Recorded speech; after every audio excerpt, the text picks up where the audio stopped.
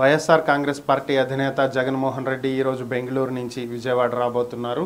2 రోజుల క్రితం జగ్గయ్యపేటలో జరిగినటువంటి ఒక ఘటనలో తెలుగుదేశం కార్యకర్తల చేతిలో హత్యాయత్నానికి గురై ప్రస్తుతం విజయవాడలోని సన్ రైజ్ ఆసుపత్రిలో చికిత్స పొందుతున్నారు అని చెప్తున్నటువంటి శ్రీనివాస్ అనేటువంటి వైసీపీ కార్యకర్తని పరామర్శించడానికి జగన్ ఈరోజు విజయవాడ వస్తున్నట్లుగా తెలుస్తుంది.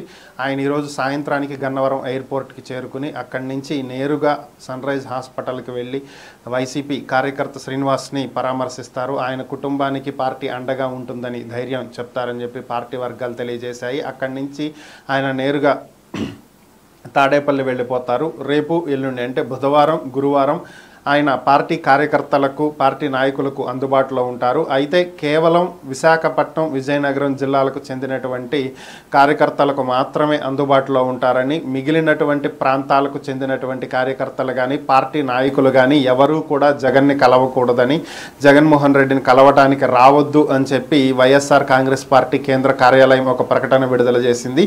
ఎమ్మెల్సీ ఎన్నికలు ఉన్నటువంటి నేపథ్యంలో ఉత్తరాంధ్ర తరపున ఎమ్మెల్సీగా బొత్స సత్యనారాయణని నిలబెడుతున్నట్లుగా ఇప్పటికే వైసీపీ ప్రకటించిన విషయం అందరికీ తెలిసిందే.